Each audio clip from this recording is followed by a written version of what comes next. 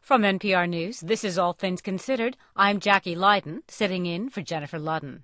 We'll hear the voices of the King's College Choir, Cambridge, later this hour. But first, we have a Christmas story, written and read by our friend Paul Auster.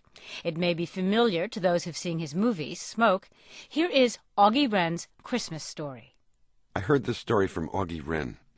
Since Auggie doesn't come off too well in it, at least not as well as he'd like to, he's asked me not to use his real name. Other than that, the whole business about the lost wallet and the blind woman and the Christmas dinner is just as he told it to me. Auggie and I have known each other for close to 11 years now. He works behind the counter of a cigar store on Court Street in downtown Brooklyn. And since it's the only store that carries the little Dutch cigars I like to smoke, I go in there fairly often. For a long time, I didn't give much thought to Auggie Wren.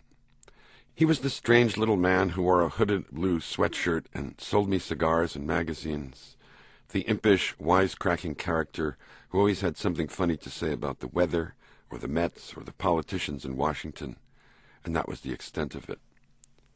But then one day, several years ago, he happened to be looking through a magazine in the store, and he stumbled across a review of one of my books.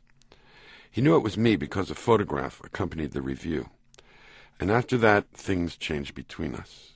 I was no longer just another customer to Auggie. I had become a distinguished person. Most people couldn't care less about books and writers, but it turned out that Auggie considered himself an artist.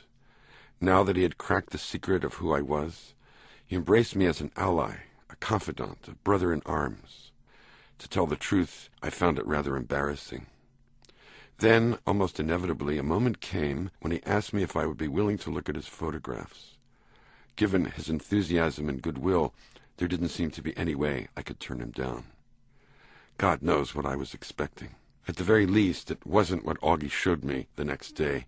In a small, windowless room at the back of the store, he opened a cardboard box and pulled out 12 identical black photo albums. This was his life's work, he said, and it didn't take him more than 5 minutes a day to do it. Every morning for the past 12 years, he had stood at the corner of Atlantic Avenue and Clinton Street at precisely 7 o'clock and had taken a single-color photograph of precisely the same view. The project now ran to more than 4,000 photographs. Each album represented a different year, and all the pictures were laid out in sequence, from January 1st to December 31st, with the dates carefully recorded under each one. As I flipped through the albums and began to study Auggie's work, I didn't know what to think. My first impression was that it was the oddest, most bewildering thing I had ever seen. All the pictures were the same. The whole project was a numbing onslaught of repetition, the same street and the same buildings over and over again, an unrelenting delirium of redundant images. I couldn't think of anything to say to Auggie, so I continued turning pages, nodding my head in feigned appreciation. Auggie himself seemed unperturbed, watching me with a broad smile on his face, but after I'd been at it for several minutes, he suddenly interrupted me and said, "You're going too fast. You'll never get it if you don't slow down." He was right, of course. If you don't take the time to look, you'll never manage to see anything. I picked up another album and forced myself to go more deliberately. I paid closer attention to details, took note of shifts in the weather, watched for the changing angles of light as the seasons advanced. Eventually, I was able to detect subtle differences in the traffic flow, to anticipate the rhythm of the different days, the commotion of workday mornings, the relative stillness of weekends, the contrast between Saturdays and Sundays. And then, little by little, I began to recognize the faces of the people in the background, the passers-by on their way to work, the same people in the same spot every morning, living an instant of their lives in the field of Auggie's camera.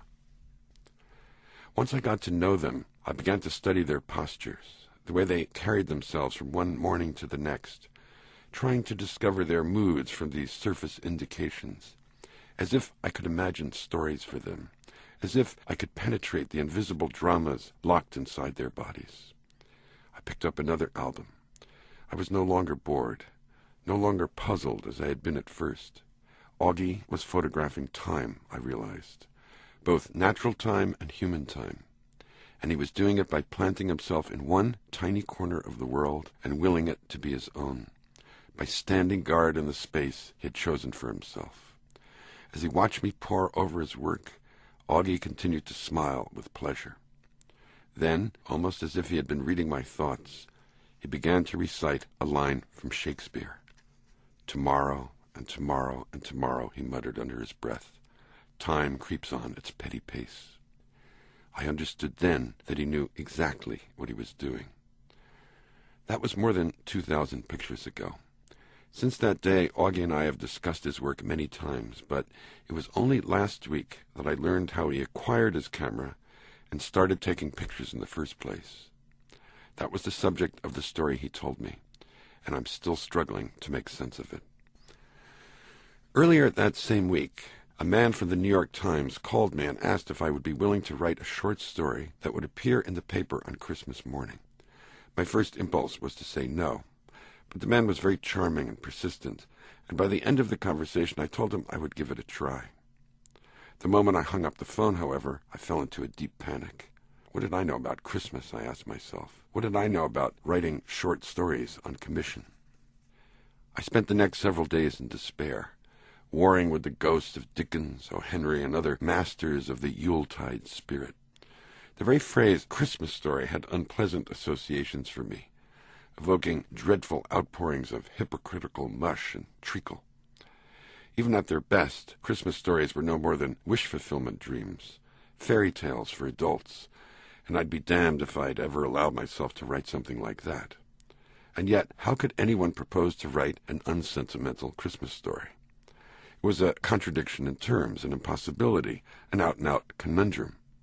One might just as well try to imagine a racehorse without legs or a sparrow without wings. I got nowhere. On Thursday, I went out for a long walk, hoping the air would clear my head. Just past noon, I stopped in at the cigar store to replenish my supply, and there was Auggie, standing behind the counter as always. He asked me how I was. Without really meaning to, I found myself unburdening my troubles to him. "A Christmas story?" he said, after I'd finished. "Is that all?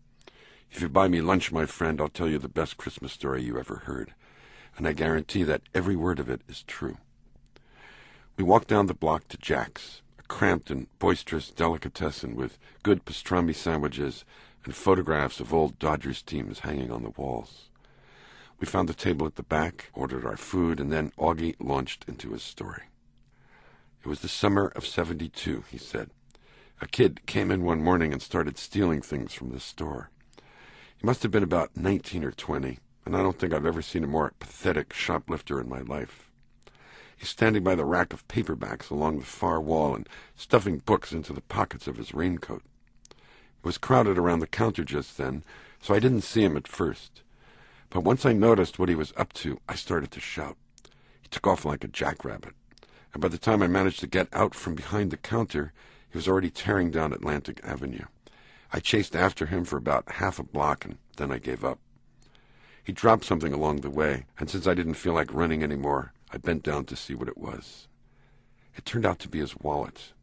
There wasn't any money inside, but his driver's license was there, along with 3 or 4 snapshots. I suppose I could have called the cops and had him arrested. I had his name and address from the license, but I felt kind of sorry for him. He was just a measly little punk, and once I looked at those pictures in his wallet, I couldn't bring myself to feel very angry at him. Robert Goodwin, that was his name. In one of the pictures I remember, he was standing with his arm around his mother or grandmother. In another one, he was sitting there at age 9 or 10, dressed in a baseball uniform with a big smile on his face. I just didn't have the heart. He was probably on dope now, I figured. Poor kid from Brooklyn without much going for him. Who cared about a couple of trashy paperbacks anyway? So I held on to the wallet. Every once in a while I'd get a little urge to send it back to him, but I kept delaying and never did anything about it. Then Christmas rolls around and I'm stuck with nothing to do. The boss usually invites me over to his house to spend the day, but that year he and his family were down in Florida visiting relatives. So I'm sitting in my apartment that morning feeling a little sorry for myself, and then I see Robert Goodwin's wallet lying on a shelf in the kitchen. I figure, what the hell? Why not do something nice for once? And I put on my coat, and go out to return the wallet in person. The address was over in Borum Hill, somewhere in the projects. It was freezing out that day, and I remember getting lost a few times trying to find the right building. Everything looks the same in that place, and you keep going over the same ground, thinking you're somewhere else. Anyway, I finally get to the apartment I'm looking for and ring the bell. Nothing happens. I assume no one's there, but I try again just to make sure. I wait a little longer, and just when I'm about to give up, I hear someone shuffling to the door. An old woman's voice asks, "Who's there?" And I say, "I'm looking for Robert Goodwin." "Is that you, Robert?" the old woman says, and then she undoes about 15 locks and opens the door. She has to be at least 80, maybe 90 years old. And the first thing I notice about her is that she's blind. "I knew you'd come, Robert," she says. "I knew you wouldn't forget your Granny Ethel on Christmas." And then she opens her arms as if she's about to hug me. I didn't have much time to think, you understand. I had to say something real fast, and before I knew what was happening, I could hear the words coming out of my mouth. "That's right, Granny Ethel," I said. "I came back to see you on Christmas." Don't ask me why I did it. I don't have any idea. Maybe I didn't want to disappoint her or something. I don't know. It just came out that way. And then this old woman was suddenly hugging me there in front of the door, and I was hugging her back. I didn't exactly say that I was her grandson. Not in so many words, at least, but that was the implication. I wasn't trying to trick her, though. It was like a game we'd both decided to play without having to discuss the rules. I mean, that woman knew I wasn't her grandson, Robert. She was old and dotty, but she wasn't so far gone that she couldn't tell the difference between a stranger and her own flesh and blood. But it made her happy to pretend, and since I had nothing better to do anyway, I was happy to go along with her. So we went into the apartment and spent the day together. The place was a real dump, I might add, but what else can you expect from a blind woman who does her own housekeeping? Every time she asked me a question about how I was, I would lie to her. I told her I'd found a good job working in a cigar store. I told her I was about to get married. I told her 100 pretty stories, and she made like she believed every one of them. "That's fine, Robert," she would say, nodding her head and smiling. "I always knew things would work out for you." After a while, I started getting pretty hungry. There didn't seem to be much food in the house, so I went out to a store in the neighborhood and brought back a mess of stuff. A pre-cooked chicken, vegetable soup, a bucket of potato salad, a chocolate cake, all kinds of things. Ethel had a couple of bottles of wine stashed in her bedroom, and so between us we managed to put together a fairly decent Christmas dinner. We both got a little tipsy from the wine, I remember, and after the meal was over, we went out to sit in the living room, where the chairs were more comfortable. I had to take a pee, so I excused myself and went to the bathroom down the hall. That's where things took yet another turn. It was ditzy enough doing my little jig as Ethel's grandson, but what I did next was positively crazy, and I've never forgiven myself for it. I go into the bathroom, and stacked up against the wall next to the shower, I see a pile of 6 or 7 cameras. Brand new 35mm cameras, still in their boxes, top quality merchandise. I figure this is the work of the real Robert, a storage place for one of his recent hauls. I've never taken a picture in my life, and I've certainly never stolen anything, but the moment I see those cameras sitting in the bathroom, I decide I want one of them for myself. Just like that. And without even stopping to think about it, I tuck one of the boxes under my arm and go back to the living room. I couldn't have been gone for more than a few minutes, but in that time Granny Ethel had fallen asleep in her chair. Too much Chianti, I suppose. I went into the kitchen to wash the dishes, and she slept on through the whole racket, snoring like a baby. There didn't seem to be any point in disturbing her, so I decided to leave. I couldn't even write her a note to say goodbye, seeing that she was blind and all, and so I just left. I put her grandson's wallet on the table, picked up the camera again, and walked out of the apartment. And that's the end of the story. Did you ever go back to see her? I asked. Once, he said, about 3 or 4 months later. I felt so bad about stealing the camera, I hadn't even used it yet. I finally made up my mind to return it, but Ethel wasn't there anymore. I don't know what happened to her, but someone else had moved into the apartment, and he couldn't tell me where she was. She probably died. Yeah, probably. Which means that she spent her last Christmas with you. I guess so. I never thought of it that way. It was a good deed, Auggie. It was a